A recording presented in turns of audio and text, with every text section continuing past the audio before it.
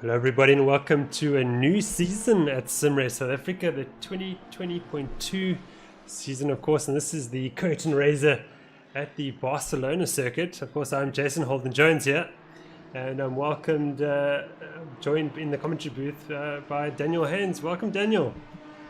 Yeah, hi Jason, welcome everyone. We're back. It's like we hardly left. It doesn't feel that long ago, but it's exciting. It feels all new in some way.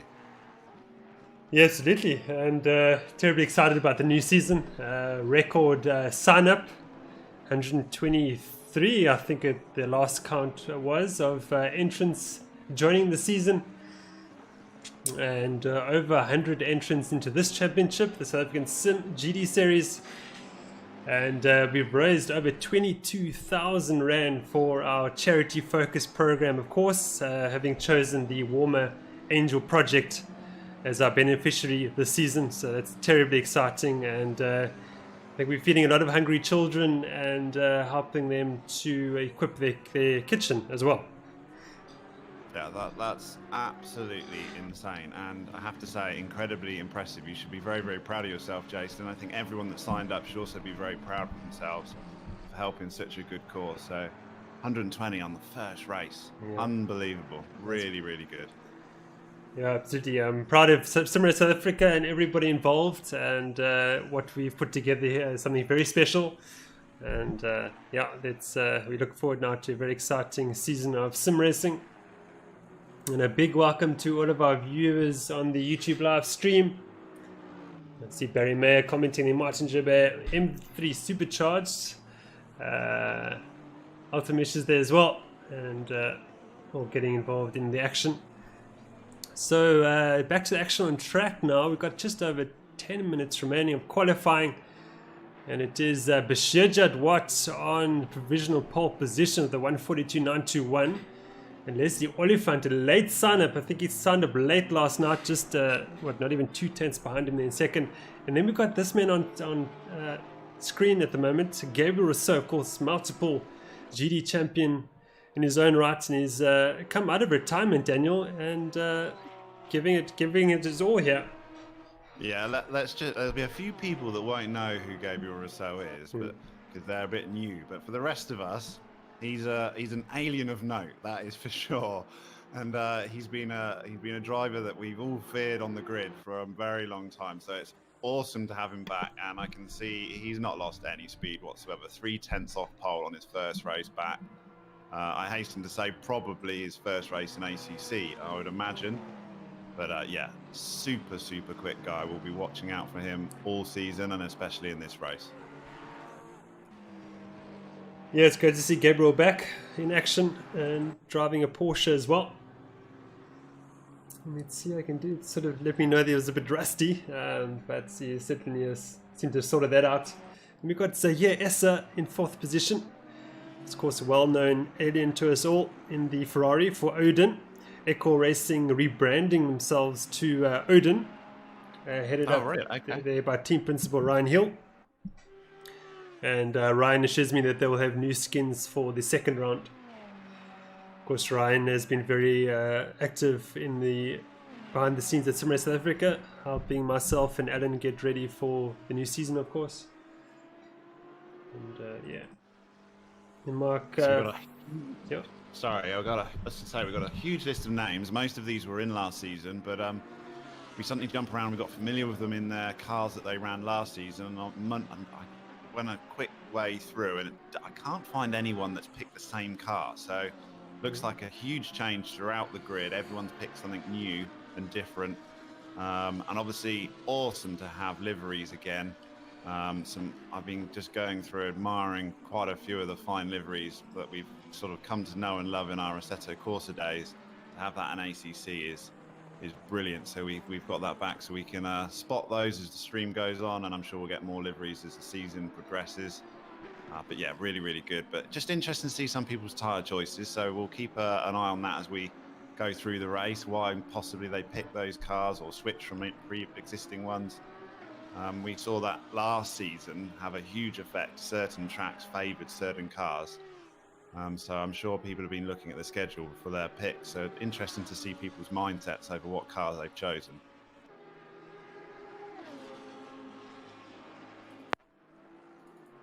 Yeah, absolutely. The liveries, custom liveries, looking fantastic. Right now, we're looking at the Sim Racing Crew Lamborghini of Christopher Langeveld.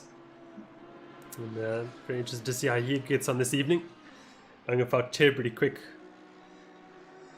And good challenge for victory this evening. I think things do go his way. Yeah, that's an old school lineup, isn't it? Jadwat, Oliphant, Rousseau, Esser, and Langeveld. My word, talk about old timers there. You got some sim race years under your belt between those 5.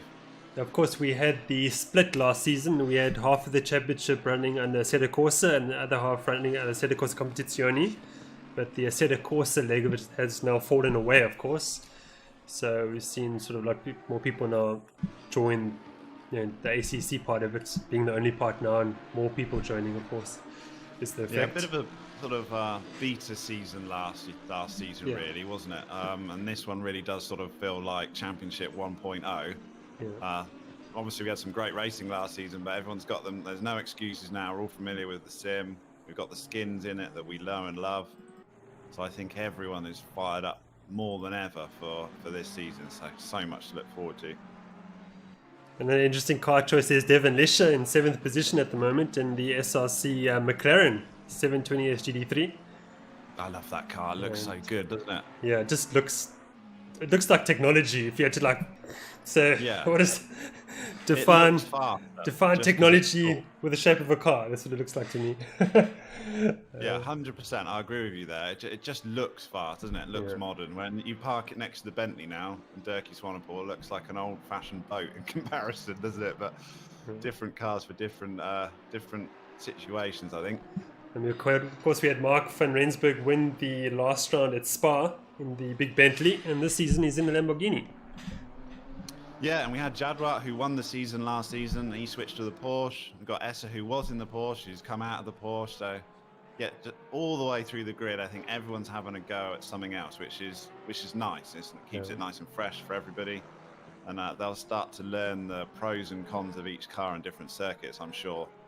Some will be thinking their decision was an absolute godsend. Others will be wishing they didn't do it. But we'll have to wait to the end of the race before those comments come out.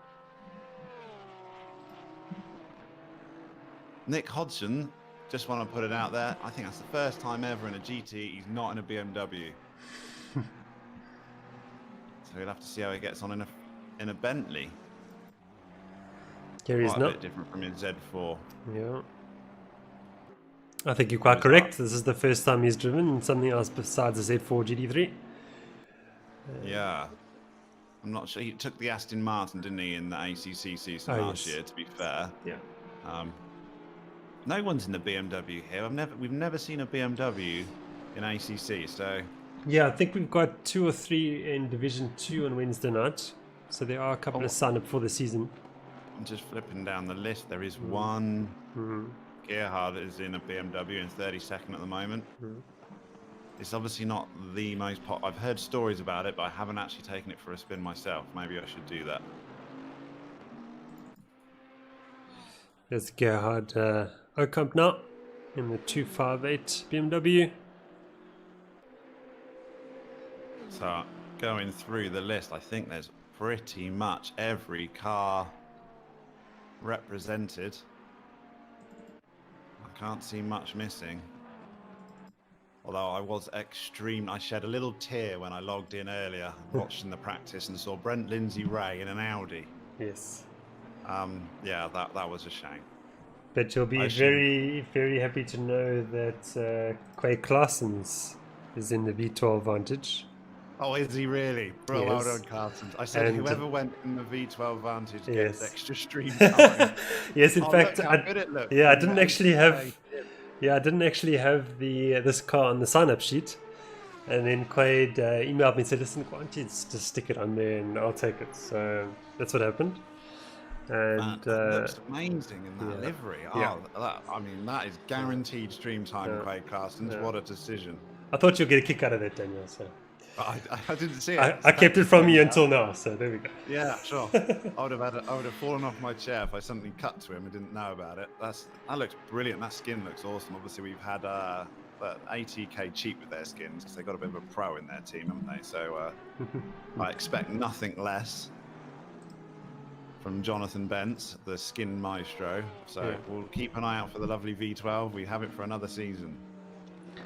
Yeah, shout out to Jonathan Bentz at Yellow Design Co. He's also racing in this race. But if you want a livery professionally made for you to use, then I recommend Jonathan Bentz, Yellow Design Co. You can find him on Twitter. I saw someone showing off their fancy yellow design skin in Discord just before the race. Looks like a copy of the Futurama spaceship. That looked pretty cool, I have to say. Quite impressed with that. You can do anything you want, I think. Yeah.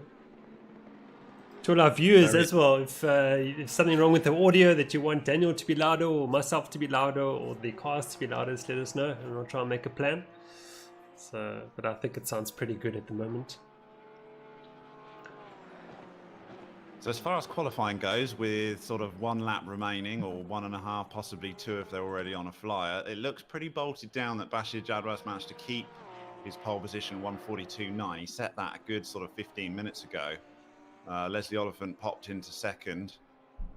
Rousseau's sort of been, I think that time was also said a while ago. So I haven't seen many people improve as late. Obviously, this is a 45-minute qualifying session. We've just caught the last part of it. We don't watch all of it on the live stream. So I'll be surprised if we have any big movers at the moment. So they'll be sat in the pits, a lot of them. I know Jadwat's in the pits right now, be getting ready for the race rather than trying to mash a better time in.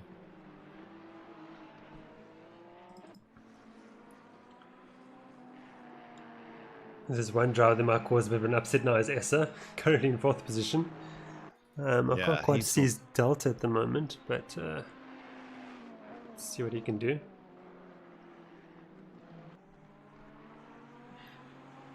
Yeah, that's a great 5 cars at the front. I mean, all of those guys are super aliens here in Sim Race South Africa. Reputations with all of them. All of them multiple winners. Yeah, we got names right down. I mean, we have Hodgson in 9th, Spammers in 10th, Stay in 11th, Hembry 12th, Devolt now in 13th, Heineke in 14th, Lawrence Sterner in 15th. These are all top sim races. And Kieran Patterson there too as well. Mark van Rensburg too. Been doing very well recently, hasn't he? Yeah. Quite fresh to it, but his name's there or thereabouts often. So it's Mark van Rensburg, who won the last race as well, didn't he? In the last round in the last season. Yep. This is maiden victory. So yeah, everyone there's got a chance of winning this. There's only a second between 1st down to 8th position.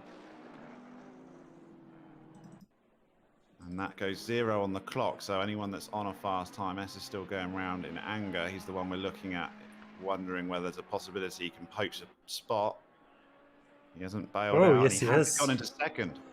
Oh, Daniel by 1/10 of a second, really. Shy of Jadwat. Yeah, he pulled one out of the bag right at the last minute, at the death. The drive on track is Christopher Langeveld in 5th position. The SLC Lamborghini. Can he do?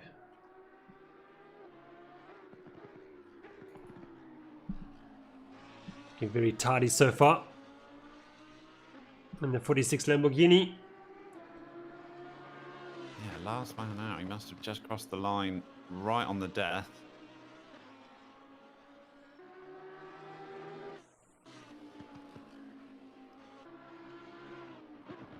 Yeah, he's pulled out of it. Out of it. So that's it. So what is Kieran? Kieran Patterson's also in the pits. I think everybody's basically called it a session. Everyone in the pits on my screen, yeah. Moritz Mahab is out still. Let's see if he's going to cross the line. 40th. I think it turned over before it Yeah, counted. I think so. Yeah, I think so. Okay, so all right, we're going to take a short break, everyone, and then we'll be back for the start of the formation lap. Don't go away.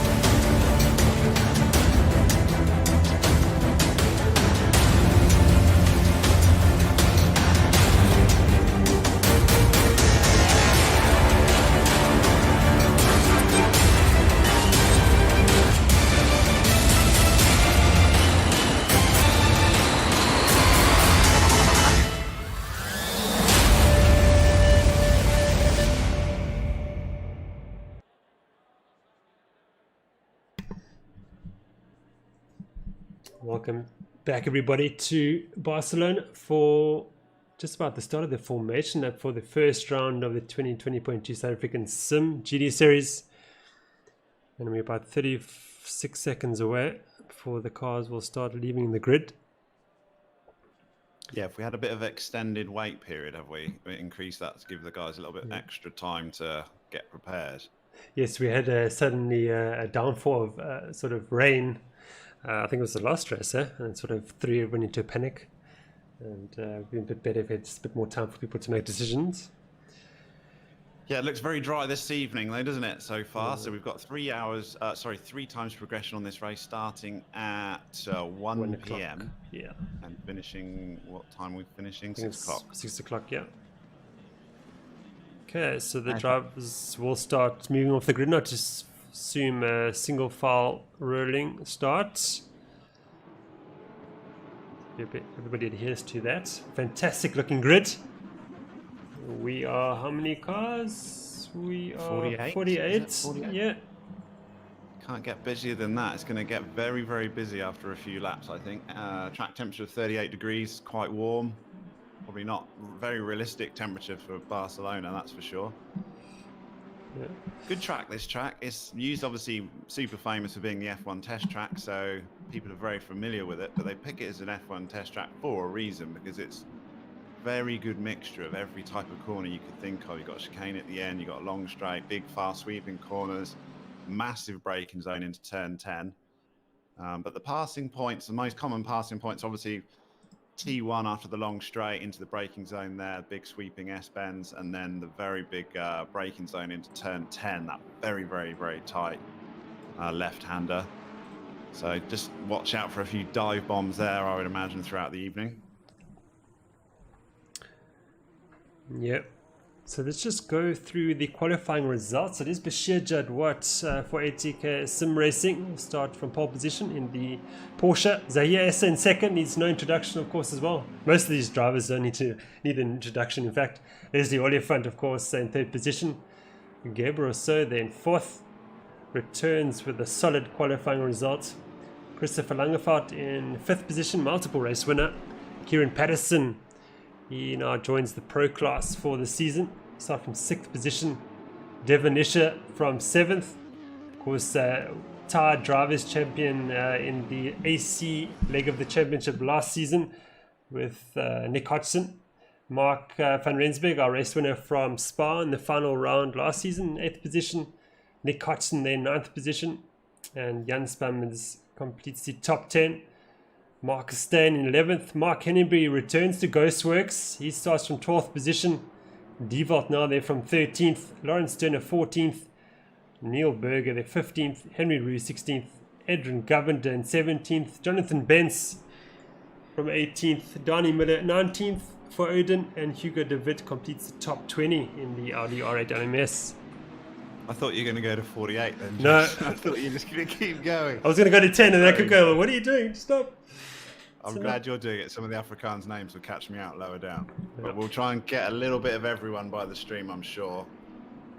Yeah, so... Any requests in chat, let us know. Yeah, so thank you to Morris Kuman just talking about the car, the overall volume. I've turned it up slightly. Hope that helps. But Bashir Jadwat, our man on pole position now, is approaching the start line to get the proceedings underway.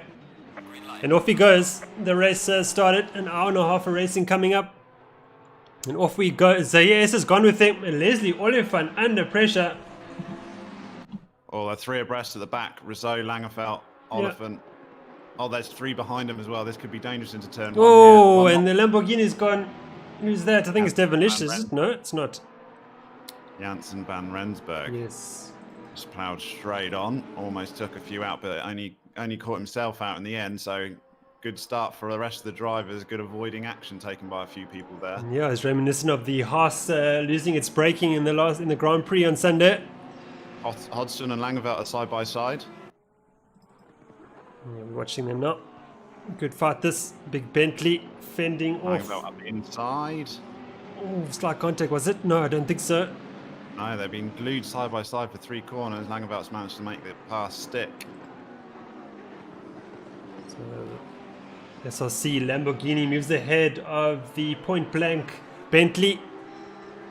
Yeah, and we really saw Nick Hodgson come into his own last season, didn't he? I felt like he matured massively as a driver. He was much more patient, and it paid off for him. The consistency was a lot better, so he's certainly a man to look out for this evening.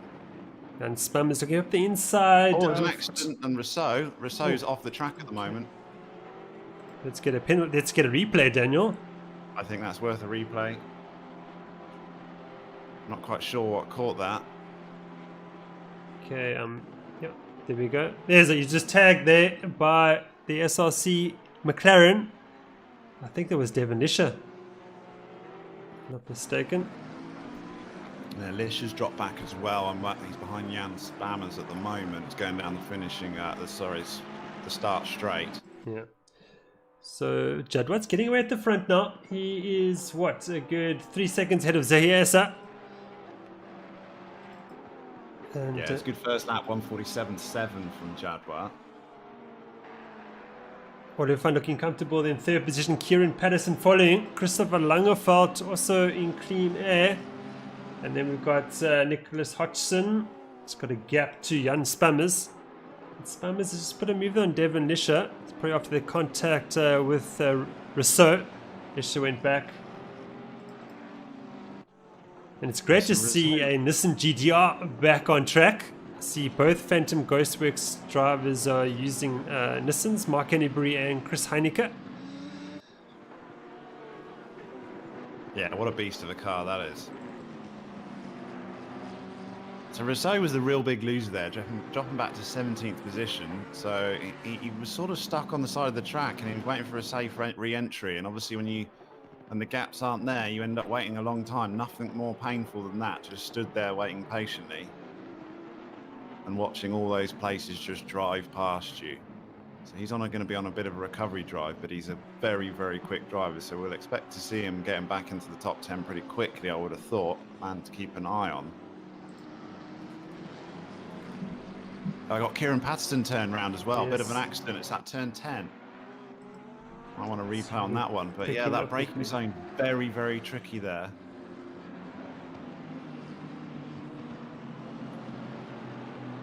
Yeah, I think we missed that replay, unfortunately. I think I had a massive stutter when I used the replay function. I'm not sure if that's got to do with the custom skins. Oh, it's big contact at the back there as well. Who's that?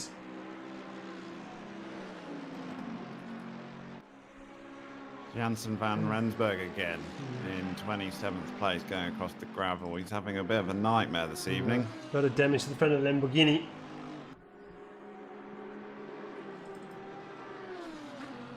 Chris Heineke unfortunately has left the server as well.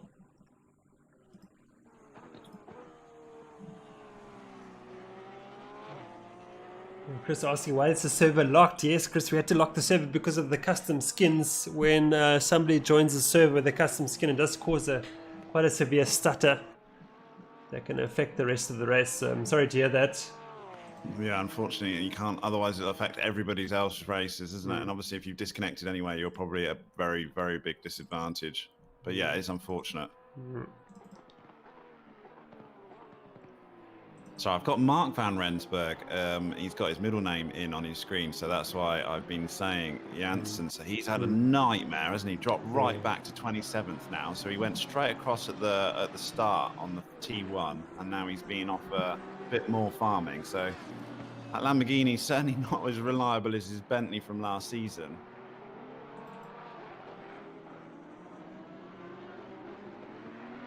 In the meantime, Bashir Jadwat is just pulling away at the front in that Porsche.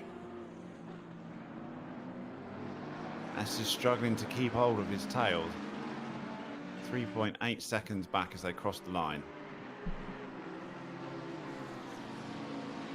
Yeah, Jadwat was 1.1 seconds quicker than Esser on that last lap.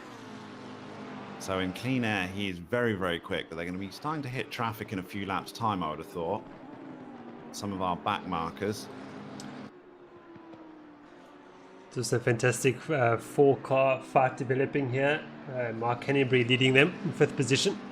We've got a Nissan in there, we've got a McLaren, we've got a Bentley and a Ferrari. So 4 different manufacturers fighting over 5th position. Marcus Stone looks very, very quick. They just swapped places It there did, with didn't they? Holden out. Yeah. It looked like they sort of had a synchronized swimming movement there, but they're not teammates, are they? No, they're not. Not officially, anyway. No, I'm not sure whether Nell just think, oh, I don't fancy that. That looks a bit too quick for me, so he pulled over, or what happened there. But it just did look like a little bit of a synchronized move. Henry Rue up in 9th place is having a great race. Good to see him back. Local boy to me down the road. The Demolition out. Starting to challenge Mark Henry, tucked up right underneath that that wing that's hanging off the back of that huge Nissan. We've got Jan Spammers right up the back of the gorgeous V12 Aston Martin. So I've always had a look. Place. He had a look there, Daniel. But it didn't work out, opting to not go for the move. If I was driving behind that Aston Martin, I'd probably just stick there as well. It's not worth overtaking, is it? It's just better to just follow it. You got a nice view for 90 minutes.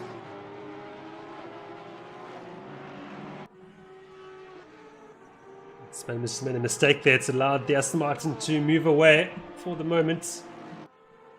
So it's quick, the V12. Old-fashioned technology, but it's in the top 10. Well done, Craig Clarsons. Keep it up. Lauren Stern and I having a go at Dirk Brand into turn 1. And Rousseau's passed them both. Rousseau, sorry, he's up into 12th from 17th, Yeah. so he's made 5 places in hardly any time. Stern straight across the track. And pretty much he was taking that place whether he wanted it or not. He ignored the designed route of the circuit there and used the progress route, as they call it. I don't care about any curbs or vibration damage There's like Formula 1 yesterday. cars I'm everywhere. taking display.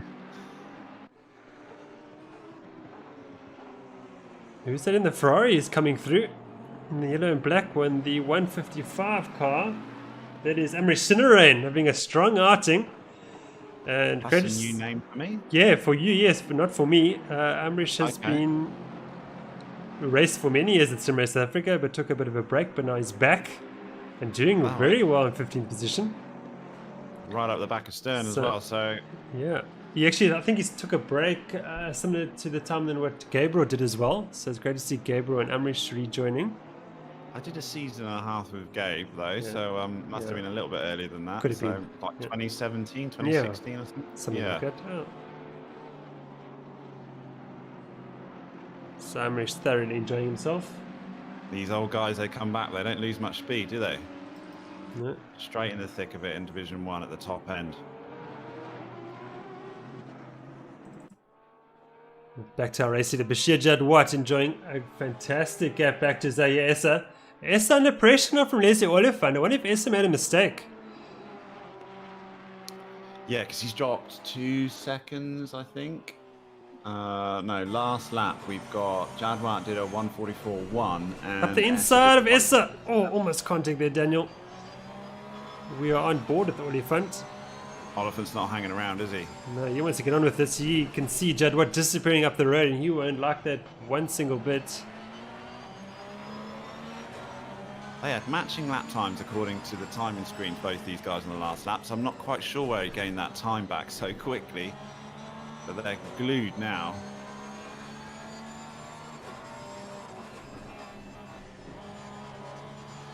See Oliphant there, just feathered in the throttle.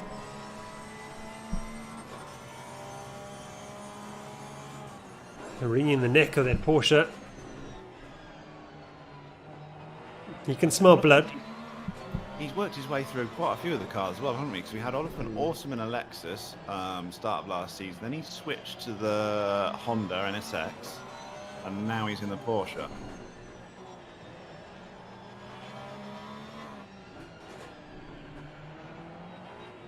Very tricky little section, that chicane. It was added later from the design of this track just to slow cars down and try and encourage a bit of overtaking. I think 2007 they introduced that chicane. All we think of it is ridiculous sausage curves. But yeah, the idea was to help a bit of overtaking up into turn 1, see whether Oliphant can do that. Not quite close enough here.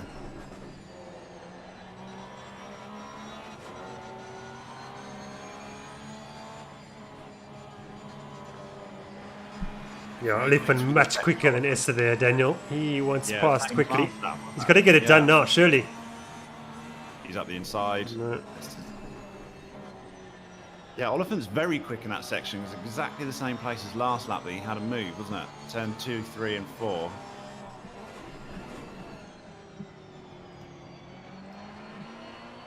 So this is allowing Jadwat really to pull a gap now. 7.6 seconds.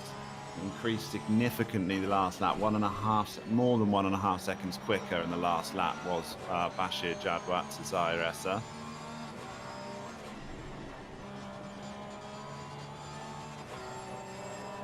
The Ferrari much quicker through that last section. I think the Ferrari's just got a bit better aero, just a bit better through the faster corners. But this is where the Porsche makes up now. Porsche is so quick in the tight stuff, isn't it? And we saw at any track last season which was a little bit more twisty, that Porsche just pulled away. And so over a season, it's like, that's what's so interesting. And we saw it last season. It's just so interesting that you can think, oh, I picked that. That's it. I'm not quick. And the very next race, all of a sudden, you're winning it in your car selection, and it's nice to see, because that is what it is like in real races. You can't have the fastest car in every circuit. It just doesn't work that way. Yeah, it's a lot more dynamic than that. Yeah, it's just great to see that being brought to simulator like ACC, and we see that, as what you're mentioning now, of course. Yeah, so we got Bathurst. Was it next race or the race after? I saw Bathurst on the list. So that we saw like the Bentley being awesome there. So, and the Porsche really struggled. Essa really struggled at Bathurst round 1 last season. So is Oliphant again. He's super quick in this section. So a nice mixture of tracks we've got on the schedule. Obviously, we've not done a race here yet, but it wasn't featured in last season. So it mixes up a little bit more. Bathurst was, so guys will be a little bit more familiar with that.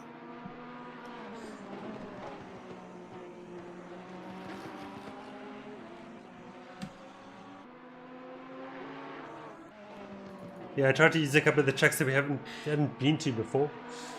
Yeah, 100%.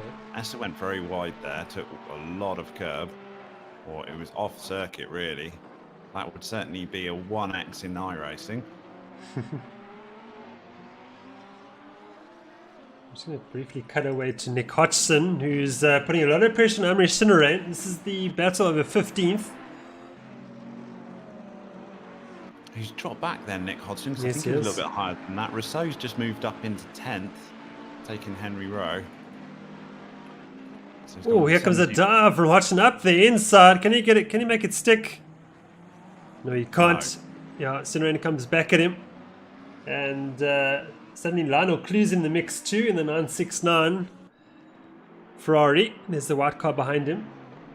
Very, very tempting to go deep on the brakes into turn 10 there, where Hodgson made a lunge. But and you get away with it because the runoff area is massive, but yeah, you lose a lot of time, and any place you gain, you give it straight back. Essa's moved slightly away from Oliphant.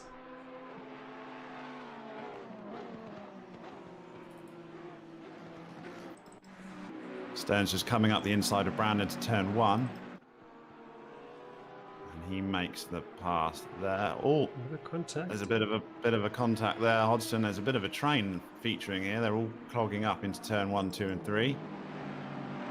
Lawrence Stern was the big winner there. Comes Lionel Clue in the Ferrari. They're looking up the inside of the big Bentley. Oh, and Hodgson closed the door. It was a bit late though, I think. Oh, that's like, yeah, big hit. Behind Bence. Yeah, quite a bit of damage there. Clues felt it's his mistake. He's waited and lost a lot of positions as a result. But yeah, I just felt that Hodgson closed the door a bit too late, but perhaps Lionel felt he was taking too much of a risk as well. It was getting very, very busy and tight in that little group there, wasn't it? Yeah. Lots of cars side by side. Something was bound to happen. Mark Henry just going along nicely, minding his own business in 8th position in his Nissan. So there's been a few winners here that have just managed to keep their nose clean. We haven't seen much of them, and then you look back on the list and they've made places. Clue's fallen back again to 22nd now. We didn't see that. Did he get any damage from his Hodgson hit?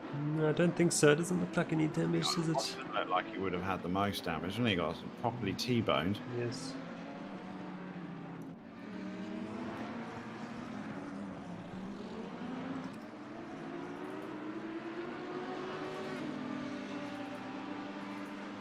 Yes, quite a few drivers that are in the top 10 that have dropped right back. And Kieran Patterson in 17th as well.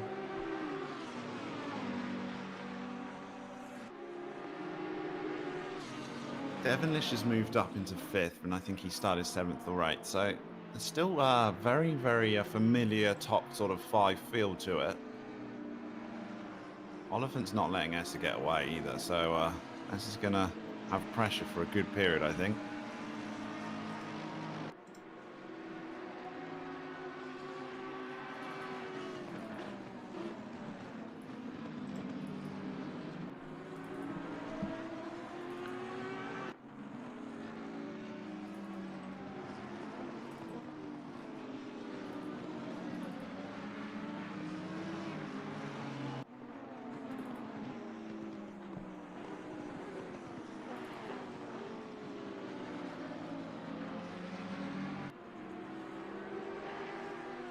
Just going back through the field and see whether we can find much else. I've got Kieran Patterson and Jonathan Bentz very, very close to each other.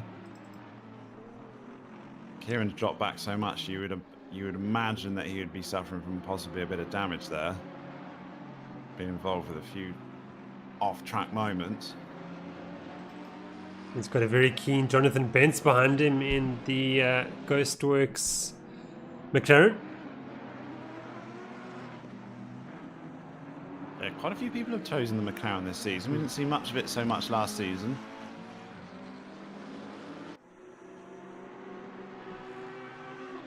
Mark van Rensburg down in 20th place with another one of our lead runners that's really, really suffered. Someone in the background doing an overtake there, trying to figure out who that was. Stephen Sparks, I think, made a move.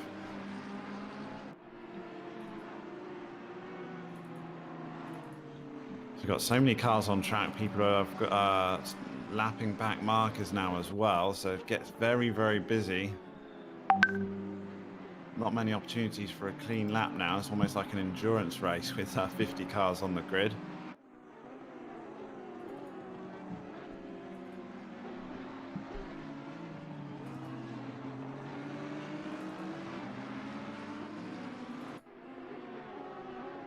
Bashir Jadrat's just relentless on the pace. Nearly a 15-second gap now in its first place. Don't want to give any commentary curse to him, but barring some sort of weather event, he's looking very, very strong this evening for the win. I think we missed a huge incident between Essa and Oliphant because they're suddenly down in 3rd and 4th, and Christopher Langerfeld's in 2nd. Ah, shame. So that's we were watching for so long, but they're so consistent. Yeah. So that's a big change at the front. Perhaps I'm just assuming, I suppose, that Oliphant tagged Essa and he's waited for Essa to rejoin in front of him, and that's allowed Langerfeld to get past. Yeah, it would explain both moving back, wouldn't it? Yeah. So I don't think Langerfeld was that close to them at the time. That would explain why suddenly Jadwat had increased his gap like he did. Yeah. It's all very, very tight, really, between 2nd and 5th, isn't it? I mean, not much gap all the way back to Lisha. It's going to look at Dirk Brand in a massive fight here with Jonathan Bentz and Nick Hodgson.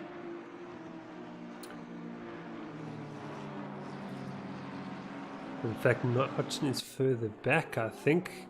Yeah, so we got Bentz has passed Kieran Patterson since we jumped back, and Bentz going up the inside of Brand now into turn 5, is that? Yeah. Bentz got that move made. He's on a bit of a move, is Jonathan Bentz. Brand now defending from Kieran Patterson behind. Very nice hit, Brand. I love the Golf livery, that's brilliant. Lovely. On board now with Patterson in the 1-2-3 Ferrari.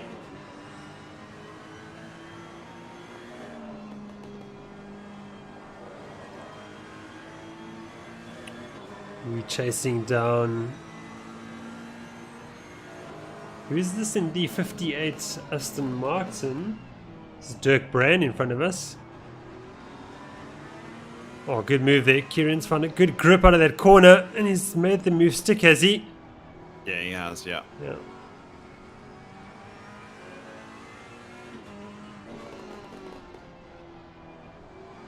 Another bit of a train forming here, all for position. Patterson, Brand, Hodgson, Mark van Rensburg, Lionel Crew, all fighting for position.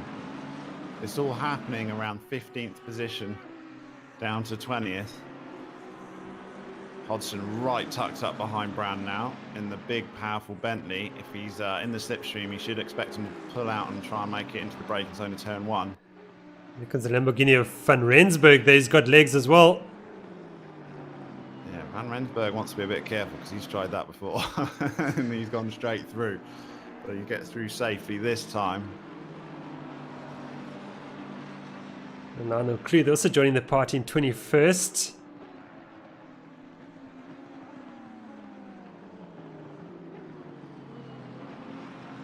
Yeah, Hodgson is all over the back of Dirk Brand right now. In the very intimidating. Oh, Brand's gone a bit wide, clipped onto the grass.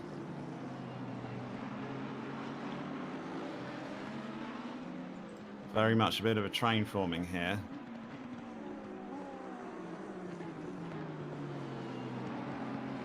See whether the Bentley can make a move down the back straight. Braking zone is turn 10, but I think he's got Mark van Rensburg in his mirrors, swerving all over the place, keeping himself busy and occupied.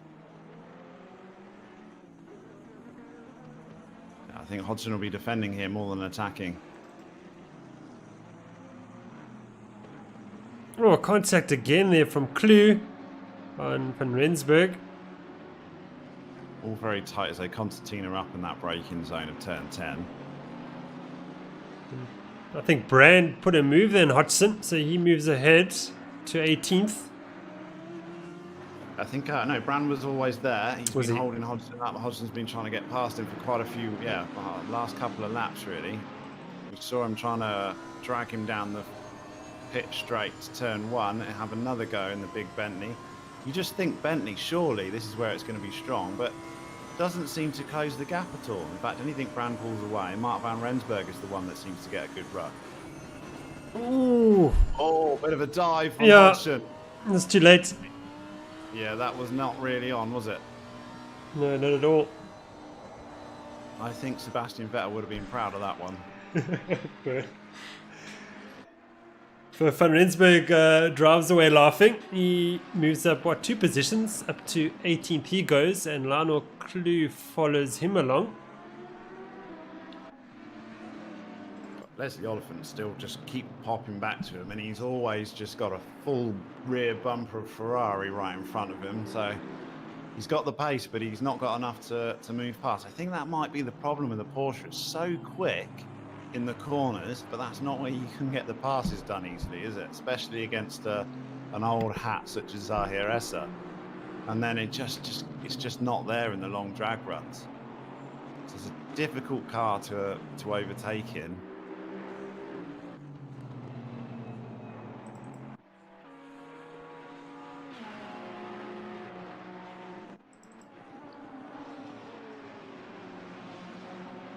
These two really reeling in. No, in fact, that's another SRC Lamborghini. It's being lapped. It's Alexander being lapped. Yeah. Gets out of the way nicely. Brent Alexander, yeah. Oliphant he looks like he's got the speed, isn't he? I think if he can get the pass made, he would actually pull away. But that Porsche is just struggling in the places that it needs to be quick to facilitate an easy pass.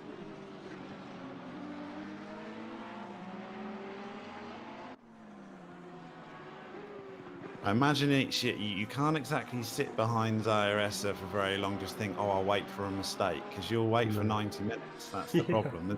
And then it's all over. Yeah. You sort of got to make something happen. So there's a bit of pressure on the person trying to make the overtake, because you know he's not going to he's not making a mistake.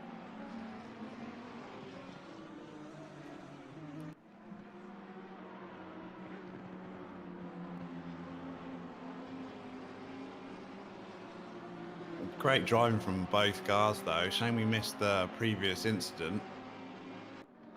It was because they were so consistent that we cut away. We thought they'd be there all race. Yeah.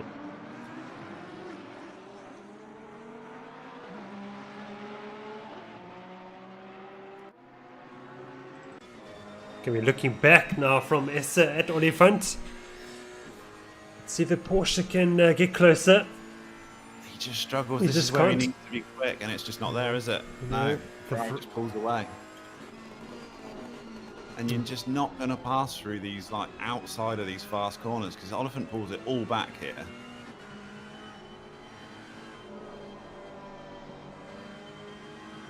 I think he's going to have to be This next corner. with back markers. He's going to have to have a go now in this corner. Yeah.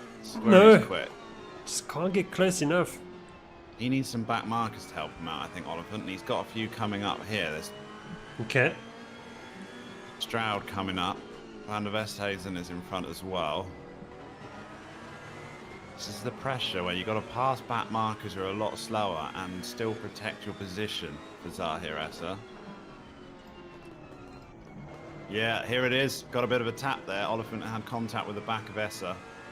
Essa's flashing his lights. He's not happy with the back markers. I think the back markers just don't realise how quick these two behind are. Stroud's moved over now. Van der Westhuizen is also not protecting the line. He hasn't let him through. Yes, he has. Ooh. Oliphant actually lost a bit there, didn't he? He did, yeah. He's getting tagged Ooh. as well. This is not great back marker driving, I have to say, unfortunately. Just want to get out of this. Oliphant's lost big time there. Oh, he's still yeah.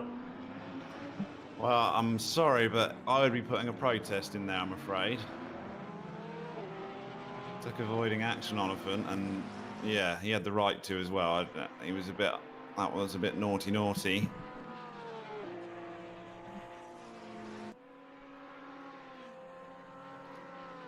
Frustrating for him though, because he's got probably 4 or 5 laps to catch that gap back now. He's dropped 1.6 seconds behind due to those back markers not moving out of the way for him.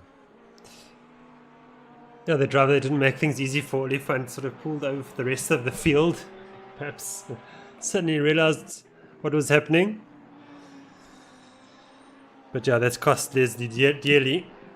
I'm sure he'll get back there. We'll see if he does. Then he's proven he's got the speed. Christopher Langerfeld, in the meantime, doesn't mind the struggle with back markers because he's in second place and he's now 4 seconds clear of Essa. So, great drive. Yeah, Back I think... is nice. Langerfeld in a Lamborghini is like Langerfeld of old in the Lamborghini. Yes, We've yes. seen him back in the AC Lamborghini. I think what Oliphant needs to do is needs to sort of make a play during the pit stop phase somehow and make sure he doesn't pit at the same time that Essa does, either lap before or lap after. Wants to do the opposite, doesn't he? Because if he can be Yes. right up the bumper, I think he's genuinely got the speed. He needs to take advantage of a back marker. It's just unfortunate that situation was the absolute opposite for him. Yeah, I feel the same. I think pit stop or back marker incident is the only way that Oliphant's going to get a pass made on Essa. In that 911 at least. Marcus Staines back. That's great. I'm just popping back. He's in 6th position. Going nicely. I mean, good race. Of course, remember the fantastic race from him at Suzuka, Yes. where he blew your mind with how far he could run on the dry tyre in the wet. I'm surprised he wasn't in the Ferrari then. I forgot what car he was driving, but it was producing its own. It was the AMG, wasn't it? Yes, that's right. Yeah. It was producing its own rubber.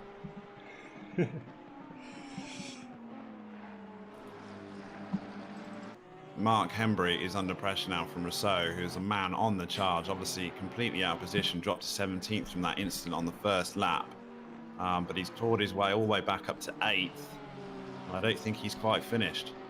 Yeah, these are two Ghostworks cars. Of course, Mark Henry in the Phantom Ghostworks car and Gab Rousseau in the Squadra Ghostworks. So they are sister. Yeah, there's a bit of synchronized swimming there from those two guys. Give them a 9.2 for that one.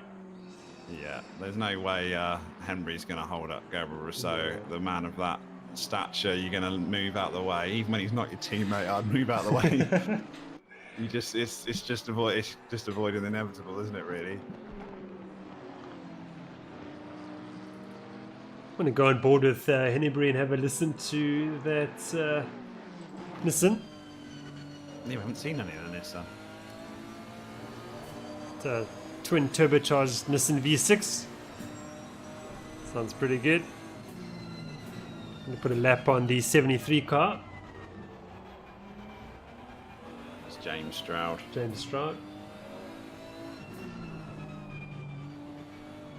Sounding glorious. It is the glory days of Nissan, really, isn't it? It's such a shame that, I mean, that Nissan haven't produced anything decent for years, have they? In fact, they're in major financial trouble. They think they might be bankrupting shortly. Oh, well, okay. But yeah, that is such a good car. When it came out, it just blew the world by storm. A supercar sort of performance for sports car price. Yeah. And it was brilliant in GT3 racing, endurance racing, and just awesome. We want Nissan to come back with something like that, please.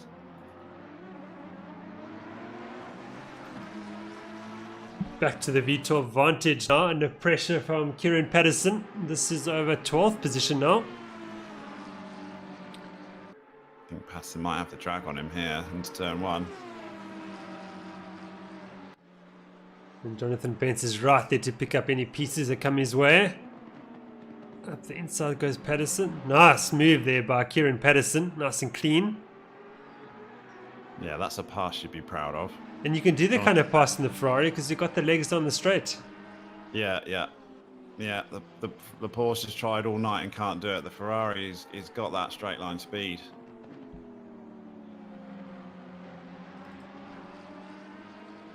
See, well, the best car might be in qualifying is not necessarily the best car in the race, unless you happen to be at the front like Bashir Jadwa, and you can just concentrate and not have to worry about making passes, and then you can pull a lead. But you've seen the Porsche just being difficult to get overtakes made and finished.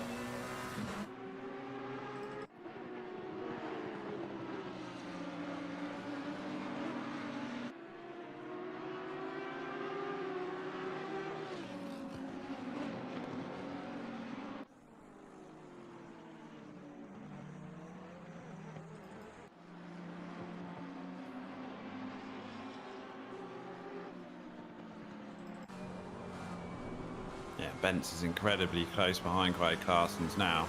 Obviously, these guys are also teammates. But I don't expect Carson's just to move over for Jonathan Bence, I have to say. Because they are affiliated teams. Quaid, Claessens and Bashir Jadwa race for ATK. And Jonathan Bence for Coastworks, but in fact I think Bence is team principal for all of it together. Not quite so courteous, just sister teams. No need to do some synchronized swimming here. Oh, got someone off there. Who is that? That's Alexander. Brent Alexander's off, number 27.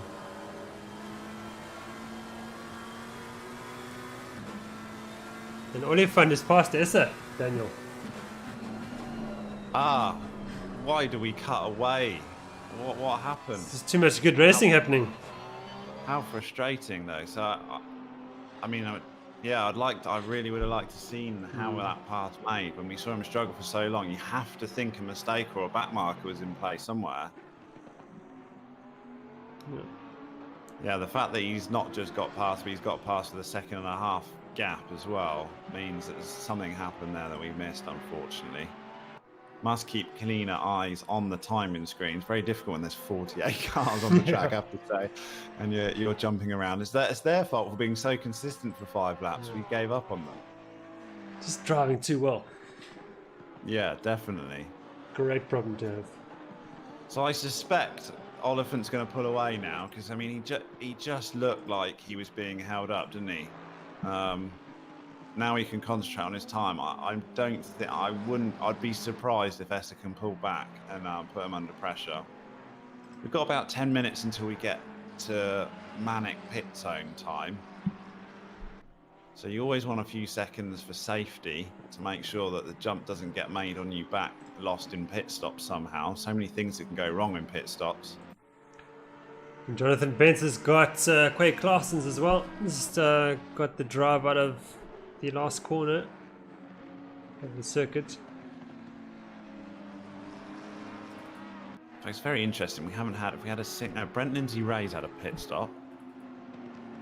Some of the guys at the back have been through the pits. So apart from that, everyone down to 30th place, not pitted yet. So the guys at the back, like Nick Hodson, are pitted early, presumably to fix damage, or various reasons. But everyone's it's gonna be it looks at the moment like a bog standard sort of 50-50 pit stop strategy race. Like it's almost like we're watching AC with better graphics.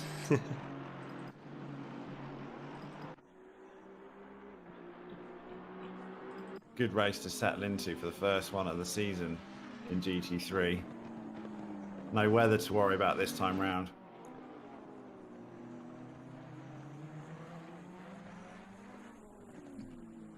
No, I don't think there's any chance of rain coming. It's clear as clear can be.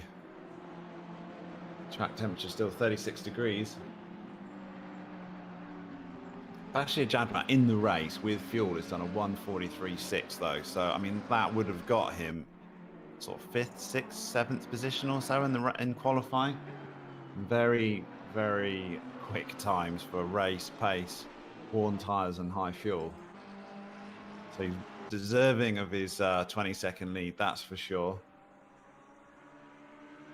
Leslie Oliphant's managed a 1:43.9 as well though. So it just shows how quick he's been. And yeah, Esser's fastest lap is sort of 7/10 slower than that. So Oliphant was definitely being held up by Esser. And he is pulling away now, gap sort of 2 seconds. So he'll be trying to track down Christopher Langenfeld. There's only 3 seconds up the road. I feel that he'll be under pressure in the not too distant future.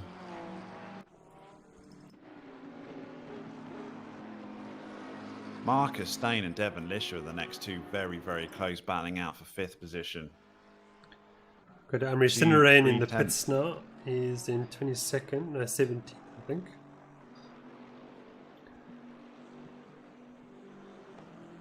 So he's sort of the first of the early, I think, scheduled pit stoppers. Yeah, it's probably just 5 minutes or so early.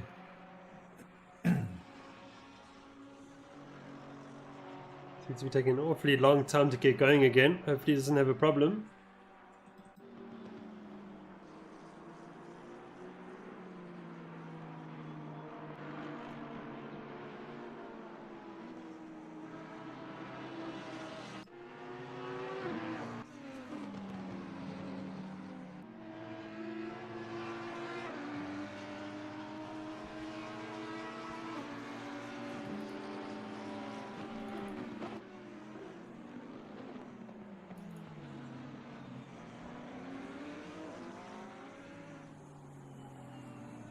Yes, Esser is definitely dropping back from Oliphant now. Gap 2 seconds.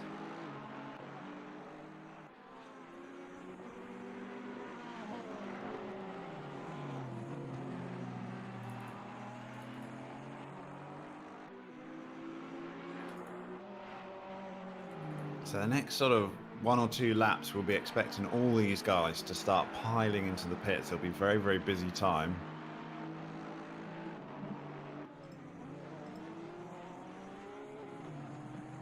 Gabriel Rousseau's managed to get himself back up to the 7th, so he's had a very good recovery drive in the first stint, and there's still plenty of time left in this race, and he's not that far back. A top 5 is still on for a return race from Gabriel Rousseau, our resident alien.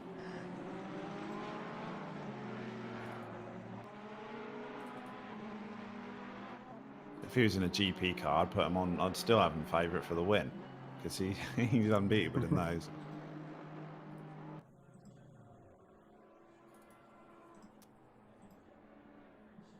So we've got Zahir Esser coming into the pits now. So that really is one of our first lead runners coming into the pits in Zaire Esser from 4th position. Marcus Stain, Devon Lisher also coming into the pits. Probably a lap earlier than I expected, lap 23 of this race. But the first of our top 10s are starting to pile into the pits for their mid-race pit stop.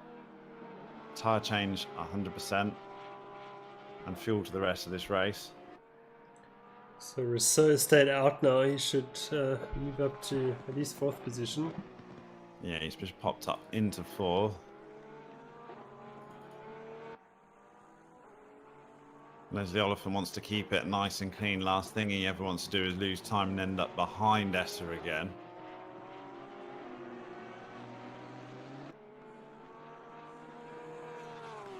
This is rejoining now.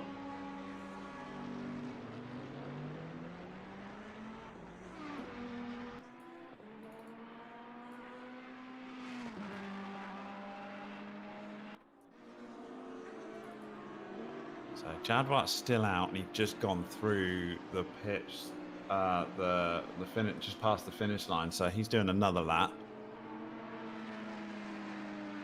He is a little bit slower though, so his tyres are obviously worn a bit, or he's just coasting. Let's be honest, he doesn't need to push too hard. Why he did a 1:46.2 last time through the gate. Obviously, it also depends on what traffic you're getting at the moment. Very hard to get a clean lap in right now.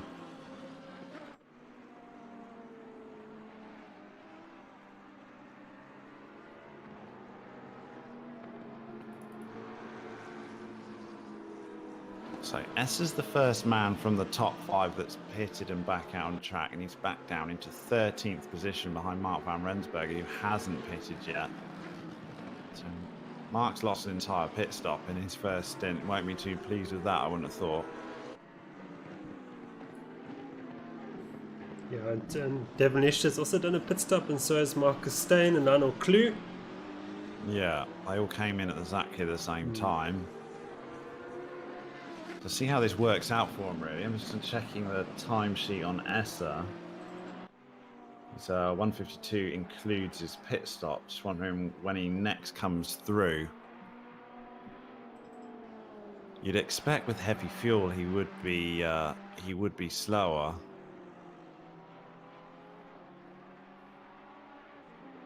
He's had a bit of traffic to deal with.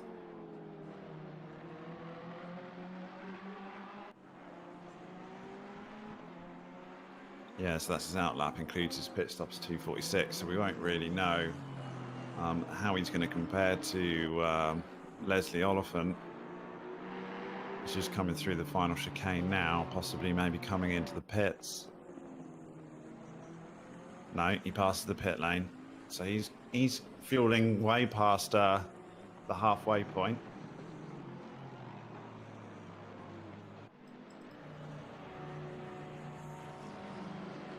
But again, just a little bit off the pace, 1:46.2 compared to his ultimate best.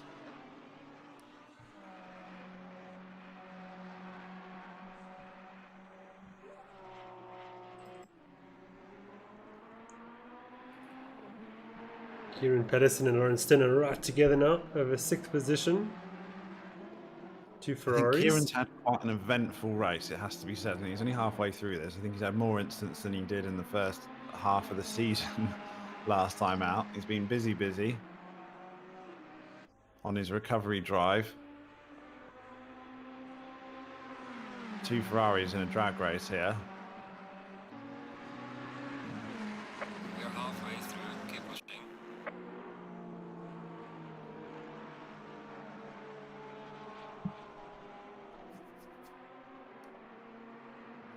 12 now's been very quiet this race, and he's just always there or thereabouts, isn't he? We saw him last season. He's just always there, keeps his nose clean most of the time. Currently running in 5th place. It's a good drive from him as always. Consistent driver.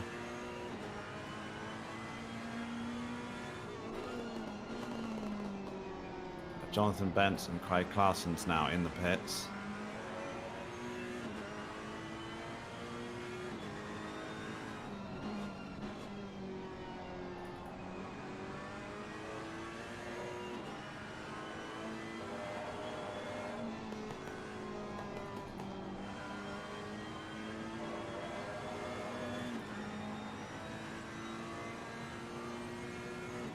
Hadson's still struggling to get past down here. Difficult when you're in the same machinery. There's a chance for that. Kieran. He goes up the inside. Yeah, there's the opportunity. Can he make it stick? So definitely not giving it to him. Side by side for 3 corners here, going into the chicane complex. No way you're going side by side through there. Hadson's going to get it. Fantastic driving there, Daniel. And Yeah, very good. Patterson gets the job done and moves up into 6th position. Obviously, Sterner was saying he was just after a favourable pit entry because he's now gone into the pits and it wasn't really a pass. Langevelt's in, Oliphant's in. So Oliphant's one we're looking at. I'd be very surprised. He's been on his own and pretty quick. I don't think he's going to lose his place back to Esser, but we just want to see where he comes back out. Very important. Langevelt's already on his way out of the pits. And Oliphant's leaving now. Just see where S is coming. S is coming down. Yeah, but S is passed. It's through. Wow, how did that happen? Oliphant made a mistake. Oh, it's the classic undercut. I mean, Esser did pit very early, didn't he? We had 2 or 3 laps before. At the times, but what? Let's have a look. Oh, yeah, no. Esser put his quickest lap of the race with a 1:44.445 in the last race. So, Leslie Oliphant, you've got to think that he maybe should have pitted earlier. Yes. Because he's going to be very upset when he's stuck behind a Ferrari again with 171 written on the back of it. And because he's seen a lot of that this race. Yeah, and Christopher Langevelt's left the pit lane with a stop-go 30-second penalty as well. So that screams speeding in the pit lane to me. Yeah, Leslie Oliphant made a mistake. There's just no way that he is 6.5 seconds behind Zahir Esser, just without messing up your pit stop. He's done something majorly wrong there.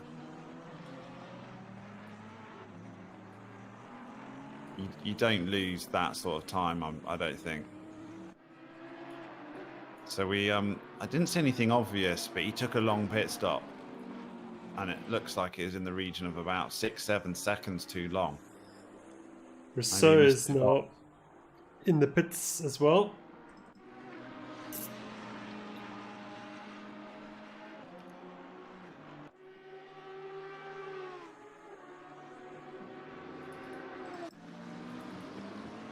The traffic jam here ahead of Mark van Rensburg. Oliphant's basically a whole pit straight behind now. So yeah, it's significant time he lost, more than lap time would explain. I think certainly Esser put in some flyers, but we missed something with a pit stop. Rousseau's on the way out. Where does he rejoin? Got him in 6th place on the broadcast live timings. Yeah, it's just updated on the stream live timings as well. No, 7th behind Leslie Oliphant.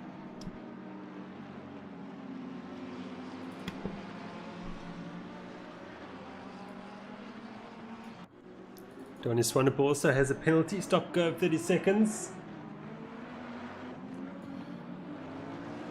Yeah, because you don't have automatic pit limiters, do we? You've got to make a point of putting your pit limiter on, and I think ACC is more forgiving than a lot of sims, to be quite frank, with most things. Certainly corner cutting, but yeah, if you speed in the pit lane, that's a cut dry penalty. You'll only do it once. Put it that way.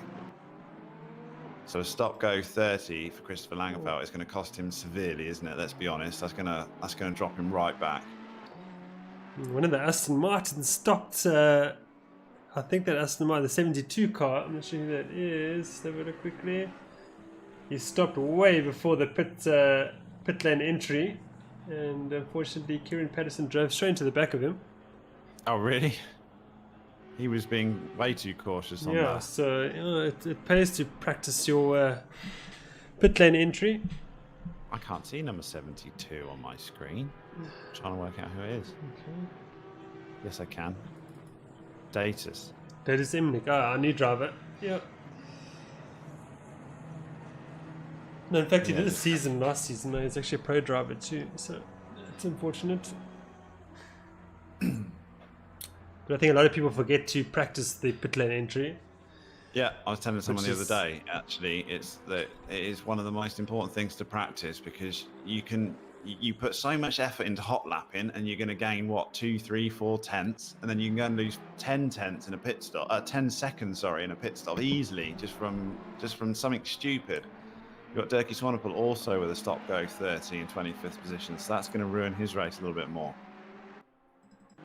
Silly mistake like that, and that's a whole stint's worth of unbelievable driving to just try and gain back the time you've lost in one mistake in the pit stop. So vital to practice your pit stops. If you're in the Division 2 race on Wednesday, you got 48 hours to give your pit stops a bit of a practice.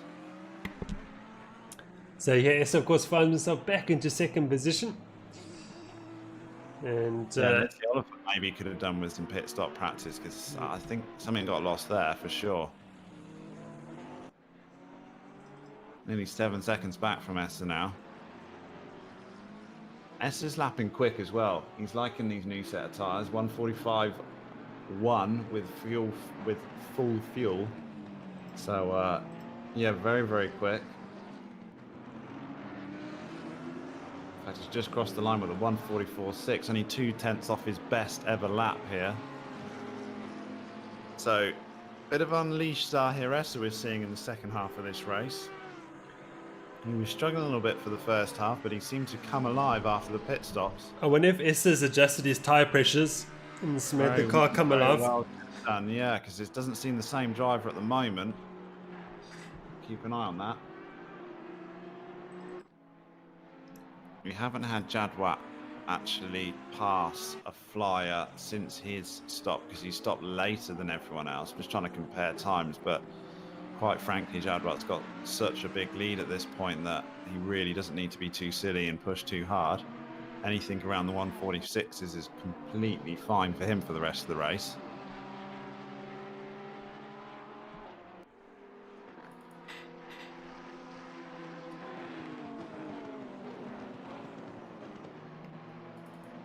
So Devin Lish has managed to get himself up to 4th position, and Gabriel Rousseau is only just behind him 5th.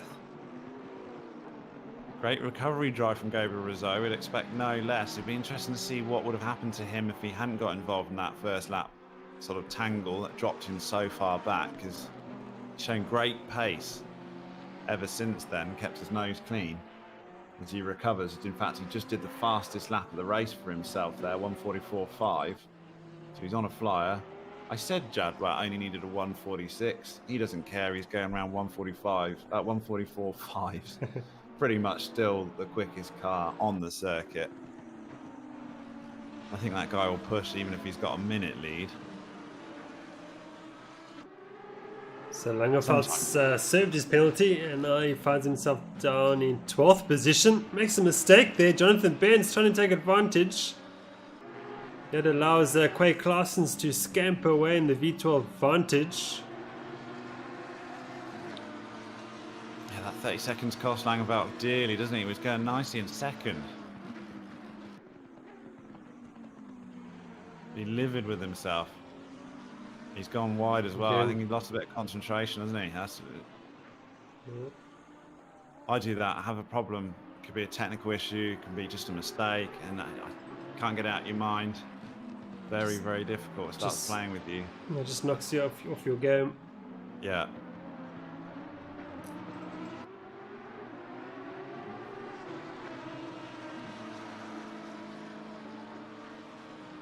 So Leslie Oliphant sort of pulling his gap back a little bit, but it was just such a massive gap.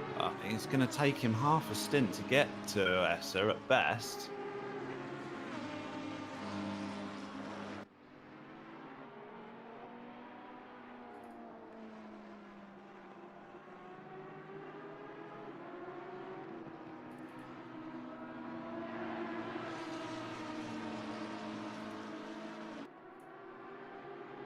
Langerfeld really starting to put pressure on Claessens.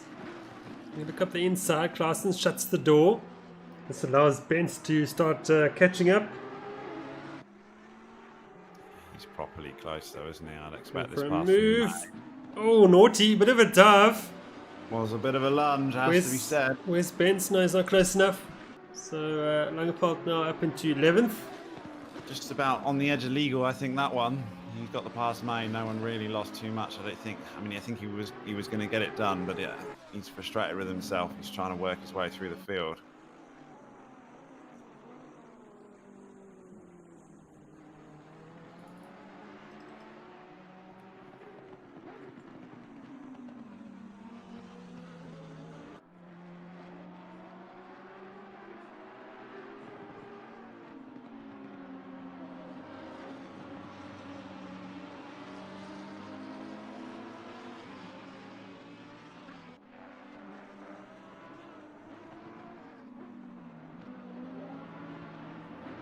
I think we've got Dirkie Swanepoel in chat, who had a stop go 30, and I don't think he served it in time because he got DQ'd. Oh, wow. Yes, that can happen. Yeah, I think you got 3 laps to serve your penalty, haven't you? So you can't just ignore it. That's a double penalty. That's a bit unfortunate. Sorry about that, Dirkie.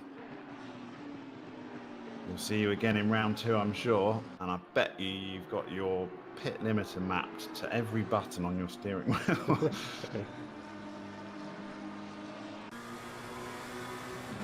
On board with Jonathan Bence now. He'll find his way past the Vito advantage up there. Inside goes the McLaren. Job done there for Bence. Nice and decisive. These guys have been scrapping for quite some time, haven't they? In sister teams.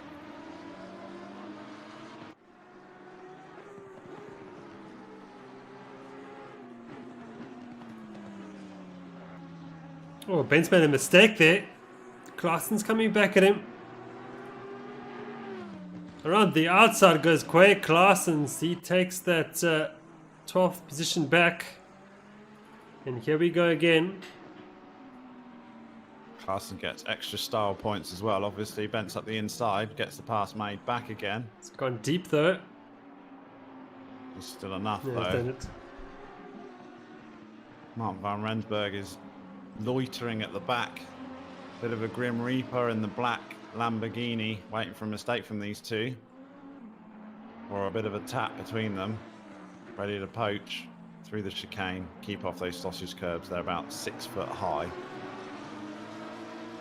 can write your car off if you hit those too hard. Now, we've got to keep an eye on Mark van Rensburg. He'd be someone I'd be very nervous of in the rearview mirror into turn 1, because we've seen him take a few dives, including the first lap. As you were as they go through turn 1. Oh, Mark had a great drive, though, through the exit of turn 1. I think he actually even had to lift a little bit. He's going up the inside. Turn 5. Yeah, the age of the advantage showing there on the exit of the corner. Just couldn't get the car turned. Lamborghini could easily take the inside line. Can't we log in and just give it a bit of extra power for him, Jason? I mean, I think it deserves extra power just for the style points.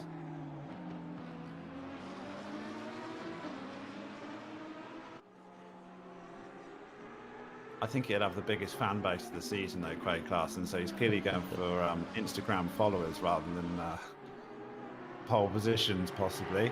Yeah, we saw Quay Klaassen's on the that sim racing segment on SABC3 the other day. I don't know if you saw that, Daniel.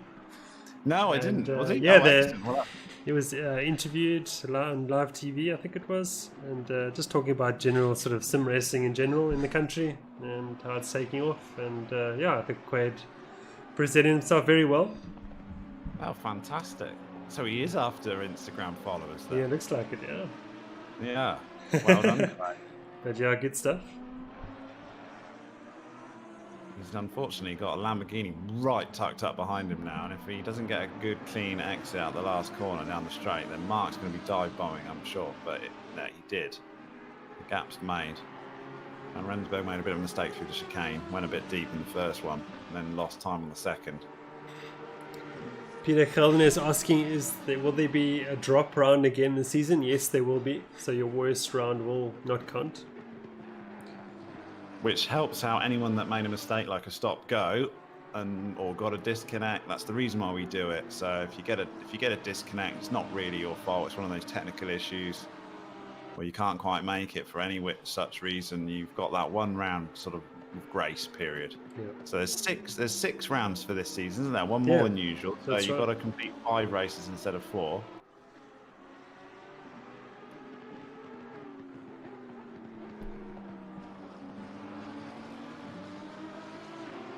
But 5 races over a period of 5 months.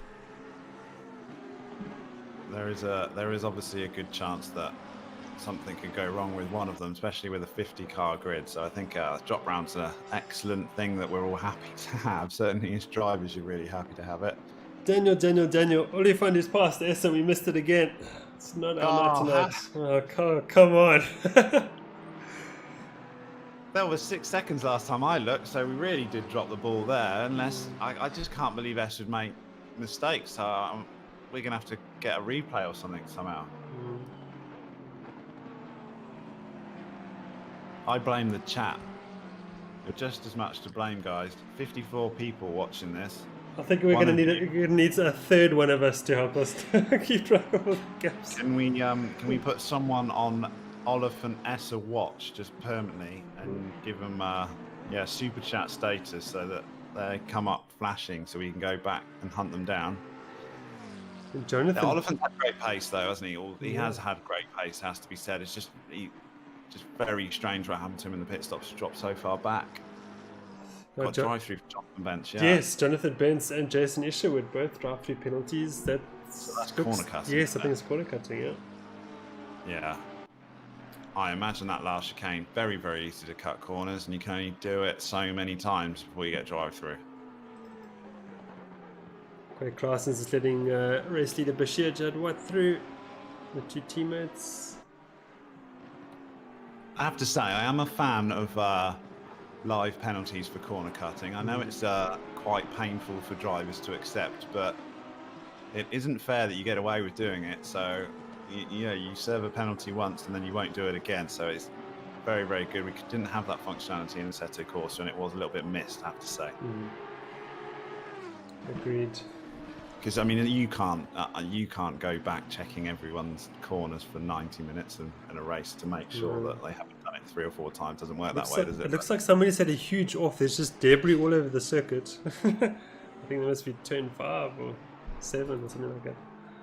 There was foam signs that once you hit them once, they just stay there for the whole race. What really irritates you is when you're using one of those foam signs as your brake marker and someone takes out on lap 1 and you spent a whole week as a reference point looking out for the 100-meter sign and it's no longer there. And Recinerating hitting another one there on live on the stream. Yeah, don't use signs. I did the 24 Hours of Le Mans a couple of weeks ago, and I used a cone for a break point halfway around the lap, and that cone just kept getting taken out, and it really does get... You generally don't want your reference points to be able to liberate themselves. No. In iRacing, it replaces itself every lap, but I was following a driver in the LMP2 class, and he was using the cone specifically as his turn-in point, and he was actually aiming for it, clip it, and then turn in. So he was ruining it for a lot of everybody else on the circuit. But it was not enough to get a 1x for him. So yeah, that's obviously the way he learned the track. He's like, I'll clip the cone and then take it in. The rest of us all swearing at him for a whole stint. But in AC, once someone takes out those foam boards, they stay there all race. So you 100% don't want to be using those.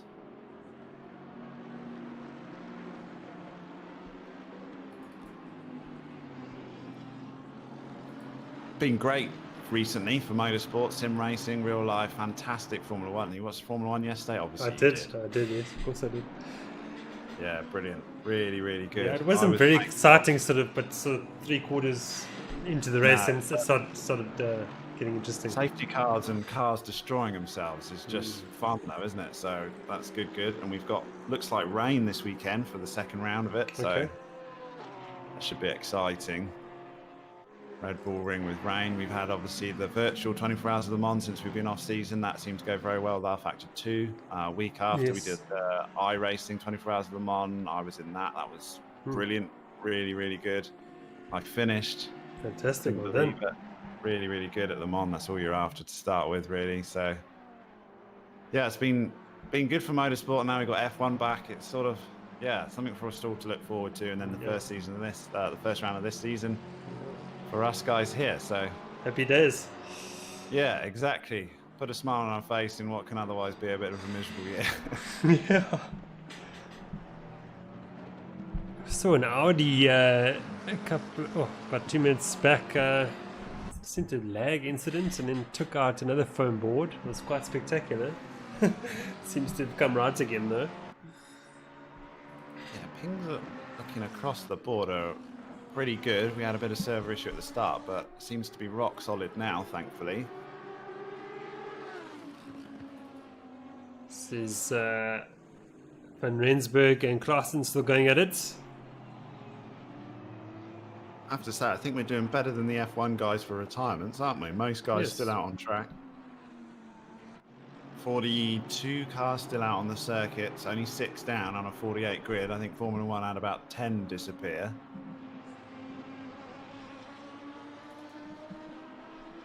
Curbs aren't quite as severe here, possibly.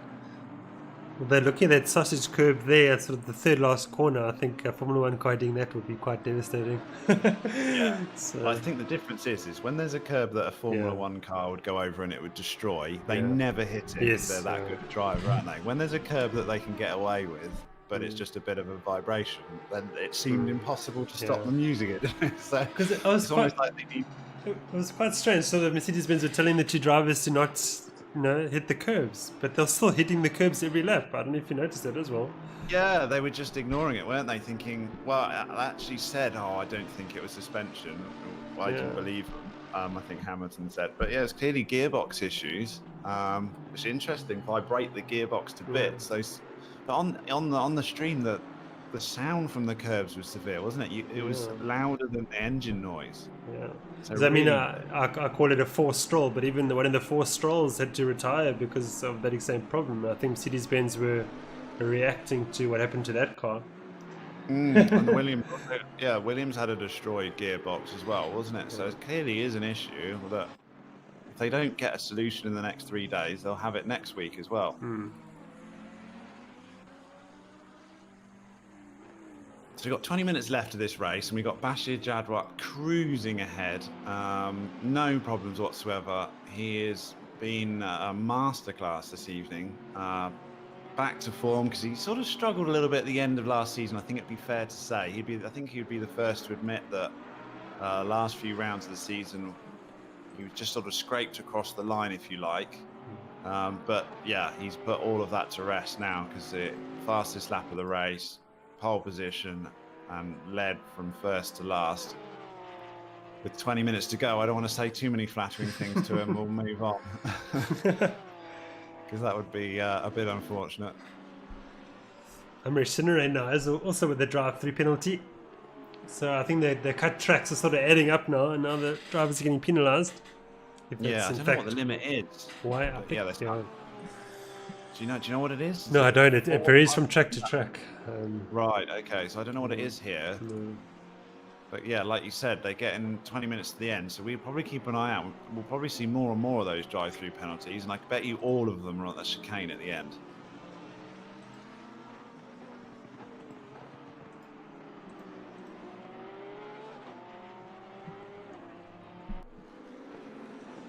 Do you know on AC? It's bad of me not to be as familiar, but do you know on AC if you do you only get like a warning if you gain an advantage, or if you make a mistake and cut a track and don't gain advantage, whether it's cleared? I'm not 100% sure. I know iRacing, if you go off, it's just one. It's tough. I think you do get a warning. Yeah. It's a bit more progressive. If you lose time, you still get a warning if you were to cut. Yeah. I think you only get a cut track if you actually gain time. But they don't do slowdowns, do they? So No. it is quite forgiving because a lot of sims have got slowdowns in them, and that's pretty painful. Le Mans horrific slowdowns for iRacing. Okay. Every corner, if you cut, you very, very easy to get a slowdown.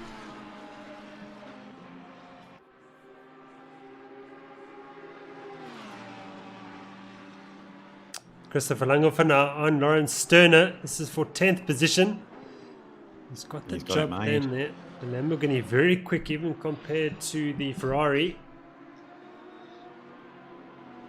Yeah, a bit of a beast down the straights, that thing. Does actually look so similar to the AC version as well, doesn't it? It's like watching a blast from the past. It is, isn't it? Yeah, I agree. Yeah, especially now we've got the SRC livery on it. It really is. If I get slightly lost what sim I'm in. It's a bit nostalgic, yeah.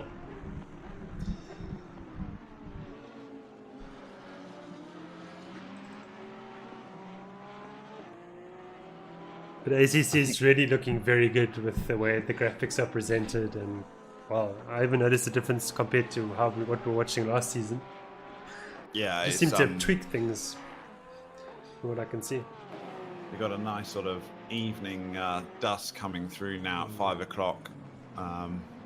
It gives it a nice lighting look, doesn't it? A little bit disappointed we've not got rain. I'm not going to lie, but I do appreciate not every race can be wet. Yeah. And I think we don't need to have rain at Barcelona as well. So no, this is true. Spain. This is true. And maybe not 100%. We got a little bit of a shower last time we went to Bathurst, but I think drivers prefer a dry race there, to be honest. It's difficult enough as it is with the walls.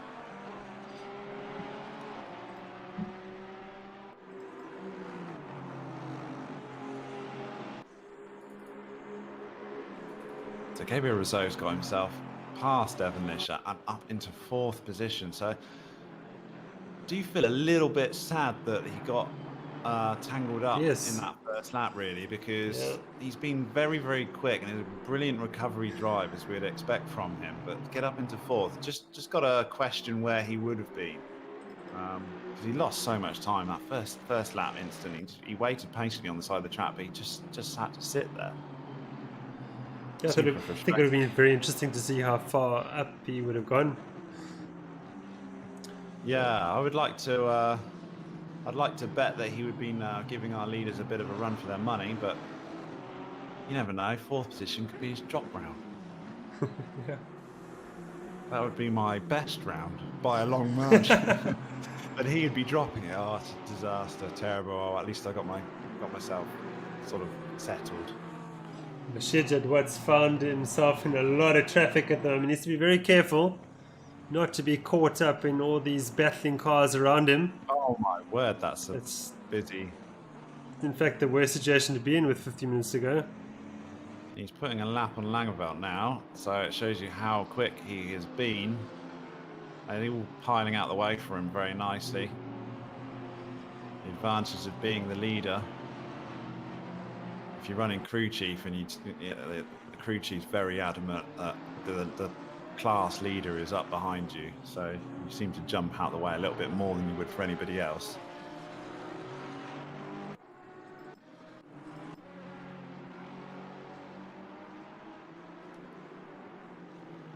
Dirk Brand and James Leach fighting it out for 26th. Peter Kraling there too. Oh, and Brand's made a mistake there. And he's lost a position to Leach. No, has he? Governed, in fact, I think. No, I'm wrong as well. I don't think my timing board's updating as quickly as what I would like it to. Yeah, it's James Leach, but I think it's a back marker. No, it is. Yeah, it is. He lost a position to Leach, to 26. And he's got Grayling now behind him, dragging him. And yes, a matte black Aston looks very stealthy.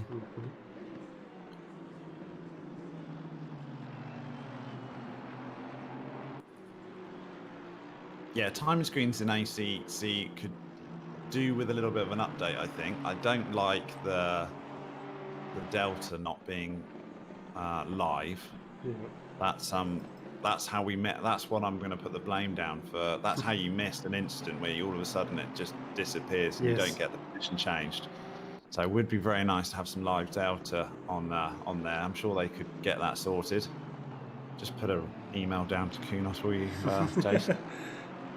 SimRace South Africa insists on live delta timings on the tower. We demand this. Yeah, please. It is, and it's just that it doesn't quite update, does it? You got to wait for them to go through a whole sector, and then they suddenly jump 3 or 4 positions, and you can't quite see why. Also, you had your nice little arrows on AC, didn't you? When people changed position, that was quite handy. Whereas we've now actually physically look at names, just giving ourselves reasons for how we could quite possibly miss such important passes like Leslie Oliphant on Zairessa 3 times.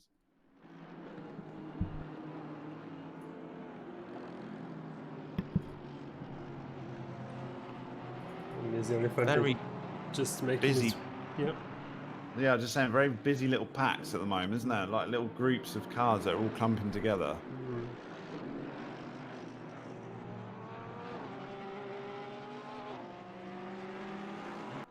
Drive-through penalty now for Lano Clue.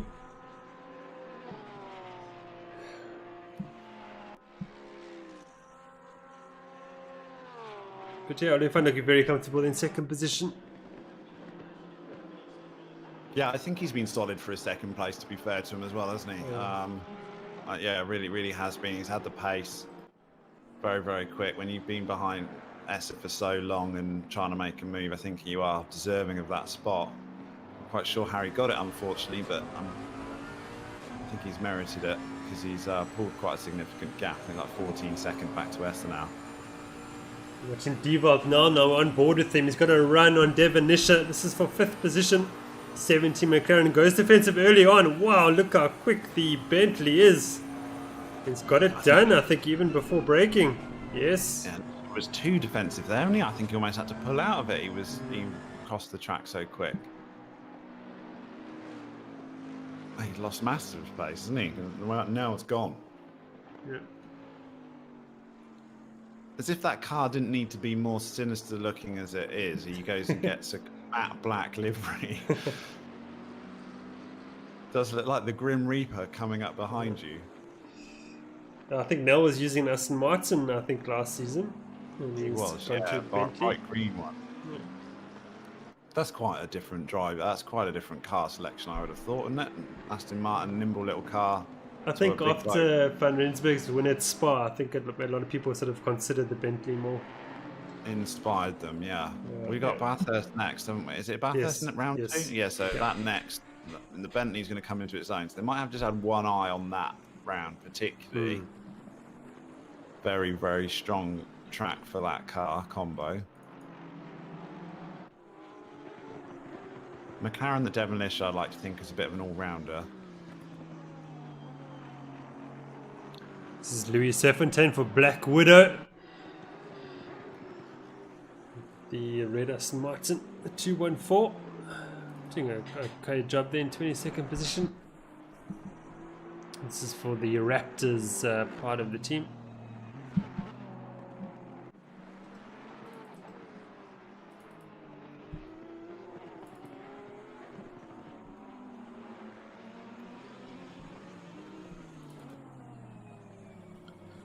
So we've done 44 laps. I'm just wondering how far back some guys are. Bottom of my second screen live timings I've got here. Alan Patterson in 30th place. He's 2 laps down. 42. But on the lead lap, we've only got 8 cars on the lead lap now. So, massive pace from our leaders. Specifically, obviously, Jadwat with such a huge gap.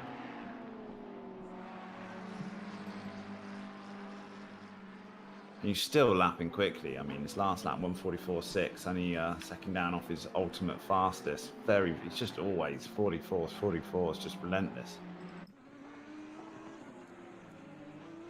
I was wondering if we had any Lex size in this race, and we've got Stefan Engelbrecht in the 420s down in 35th, looking with a very damaged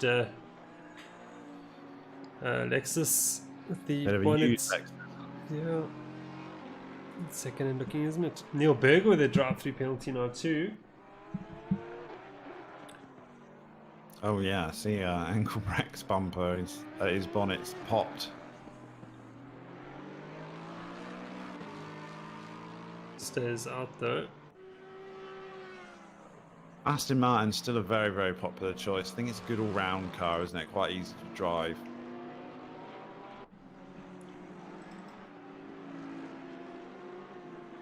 I forgot, going back down to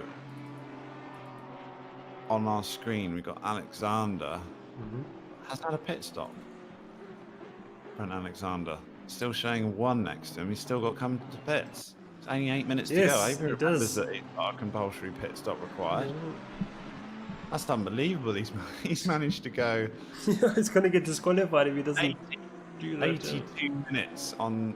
So he fueled top fuel. I mean, I'm surprised it can even do a 90-minute race without a pit stop. This is surprised. He wants to be careful because, yeah, I know he's only in 42nd place, but to do it without a pit stop is you're going to be getting a penalty at the end. Will be disqualified if he doesn't do it.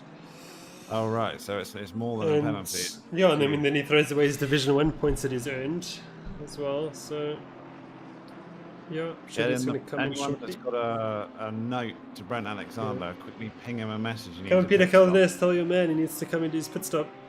Yeah, SRC. They don't make those sort of mistakes.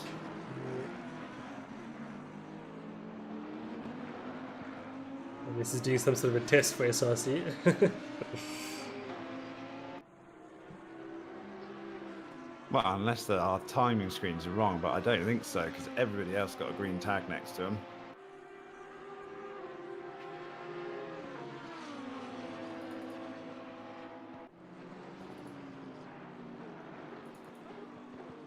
So 36-second lead for Bashir Jadrat now. He's just absolutely relentless. Quicker everywhere. Very, very interesting to see how he goes with the Porsche at Bathurst in round 2, though. So we'll be keeping a clean eye there. I think a win in the Porsche at Bathurst would really be a statement that he means business, but it might be very, very difficult. Like we said, we saw Esther struggle so much in that round and then came very, very strong in the later rounds in the tights and twisties. So he might be just cashing in on round 1 is Bashir Jadrat. We'll see what other circuits are we going to. Quite remember on the schedule, I'll just bring it up. Yeah.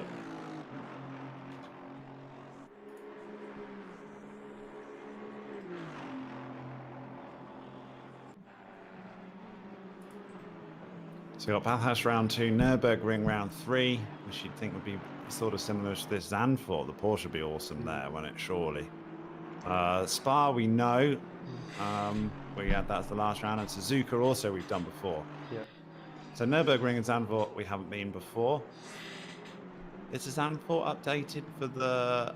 Is it the old layout or is it the brand new layout? I don't actually know. I didn't even check. That's actually a good point. I'm pretty sure it'll be the old layout. Yeah, I think it's a pre-Formula 1 change. Yeah. They did all that work to that circuit, and it's not getting used this year. There's someone that's very upset, but yeah, probably a very good circuit for GT3. I'm still on the fence for it for Formula 1 because every time I've raced there, you can't even pass in a GT3 car, yet alone an F1 car. So they made a lot of changes to it. I did go round a mod of it with the banked changes. It's a little bit weird, just because I was used to the previous version. But yeah, I assume the ACC version will be the original. I would guess. So I look forward to that. Obviously, Nürburgring, you know that one better than me, so we'll be using our German expert for round 3. Yeah, been there a couple of times. Yeah. We're watching James Leach now challenging. Who is he challenging? This is a BMW in front of him, but it's in fact a Mercedes-Benz. So it's Gerhard. But is it? No, he's got Esser in front of him, Leach. Yeah. He's already got past Gerhard, who's in it's a bit out of BMW. date, I think. Yeah. Just got lapped by Essa.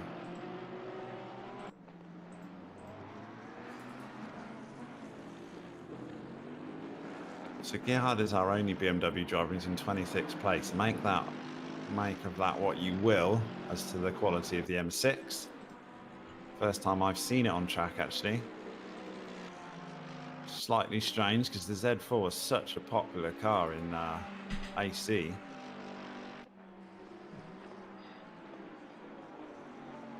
So as I look at our screens now, we've got Bashir Jadrat, Porsche 911, Leslie Oliphant, Porsche 911, Gabriel Rousseau in 4th, Porsche 911.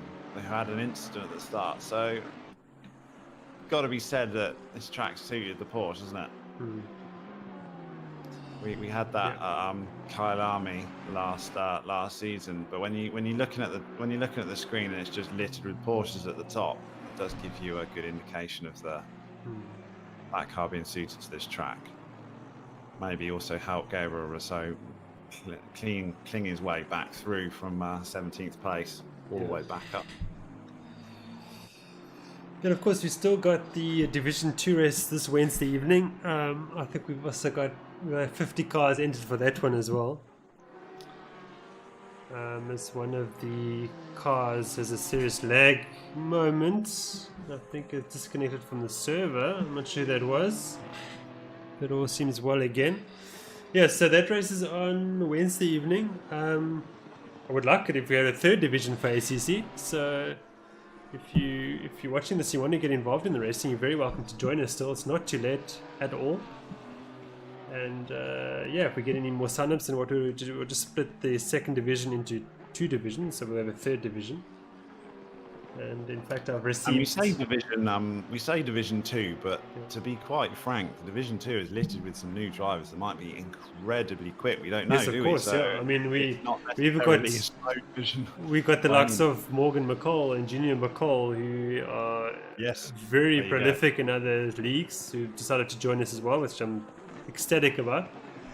And yeah, so they're in Division 2. So it's not a true Division 2. We're still sorting things out for the new season, of course, but we need to, we need to start somewhere. And yeah, it's still plenty of quality. And in fact, I've received another 7 signups during the stream now, so it looks like we will go to the second division, and or third division, should I say? 7 signups during the stream. Yeah, excellent. So we look forward to building that third division, and let's see if we can fill that one up as well. Obviously, people were just on the fence a little bit until they saw the quality and thought, maybe. I've got to get into that. I don't know, we like to think so, yeah. And what we'll do is we won't just have 50 cars in the second division and 10 in the next one. We'll take the 60 and split into 2, so it's 30 and 30, of course. Which is still a full track, Which is still a full track, yeah. Still plenty. And obviously more support for our charity for the season, which is brilliant news. Of course. Have they been in contact with you? Yes, they're absolutely ecstatic, and I'm sure they sort of asked me, "What do you think we'll come up with for the season?" So I gave them a number. Anyway, we've blown that number apart now, so by quite a significant margin. So it's everyone's happy all around. But I think there's probably been quite a few drivers that tipped a little bit more in than what they, so certainly the average donation is far higher than the minimum I was asking for. So yeah, thanks to everybody for that. It's absolutely magic. Yeah, very good, and it's a testament to the community here is always been. That's why I've been drawn to it. It's always been very friendly. Everyone gets on with each other, helpful, respectful on track and off track as well. And I think once they get the opportunity to help good cause out locally as well, they're helpful. So very, very good, and everyone deserves a pat on the back for that. Hopefully we'll see a bit of the fruits of our labour from absolutely. I'm sure that they will, because it's going towards a building project from what I can understand, isn't it? So we are helping to feed the kids as well, but also they want to upgrade their kitchen equipment and buy a few things, so yeah, that's superb. They will update us as we go. Anyway, we've got Bashir Jadwal. He's taken victory of round 1 of the 2020.2 South African simGT series. So he carries on his fine form after winning the championship last season in the RGT series. So congratulations to him. Looks awesome. And ATK, yeah. So, and Leslie Oliphant, a very well deserved second position as he comes up to a bit of traffic. And he threads the needle through. And then Oliphant is through. Registered as an independent driver this season, not belonging to any team. Yeah, he had a great drive though, Leslie Oliphant, and well deserving in the second place. I think he showed good pace throughout. Just struggled to make passes in that 911. It's just interesting for later in the season for the rest of us. Yeah. And Zaire Essa will complete the podium for the rebranded Odin team. Congratulations to him and Ryan Hill, team principal.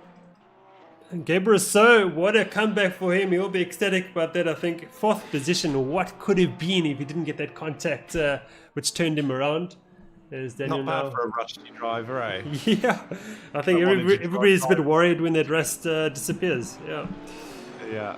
And here comes Dewald now with a top 5 result in the Big Bentley for Centurion Racing. Does a bit of farming in the process, but not too bad. Devon Lisher is maiden drive in the McLaren for Sim Racing Crew. He gets 6th position. He's always there or thereabouts, Devon Lisher. Well done to him. And Jan Spammers gets 7th for Black Widow Racing. Shout out to Zander Klingen. Your man is finished in 7th.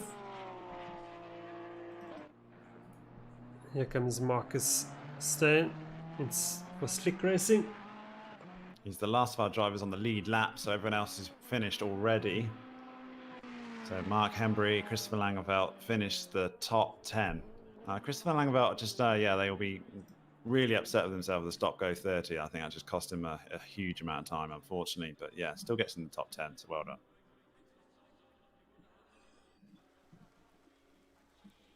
Oh, and then you go to free practice and it's raining. And it's raining, Daniel. Oh, Brilliant.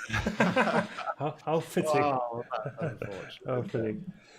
Yeah, so, okay, that concludes this evening's racing. We do have a Division 2 race on Wednesday, as I talked about. If you want to sign up for that, you're very welcome to. It's not too late whatsoever. I mean, then we've got the other championships as well. We've got the new exciting TC series, our touring car series. It's run by Alan Patterson, and I think that's going to provide some fantastic close racing in Assetto Corsa. And also a very good championship for new people to sim racing to take part in. The cars are easy to drive, and the racing will be very close indeed. And of course, we've got the South African simGT series run by Ryan Hill, growing all the time, and has got 3 divisions going for it as well. So does the TC series. So very strong there. And next week is the first round of the GP series, and the following week after that is the first round of the TC series. So yeah, lots of racing to come this season, and a very, very strong entry as what we've mentioned before. Yeah, anyway, Daniel, thanks very much for everything this evening. No, it went really quick, didn't it? I enjoyed that. Thanks, everyone. So and, yeah, we look forward to Bathurst round 2. Yeah, absolutely. It's great to be back at Sim Race South Africa after a break, well-deserved break, but now we're back into the action, and now we can really enjoy ourselves. Yeah, so that's it for the evening. Thanks for everyone, and all the best until the next stream. Cheers, guys.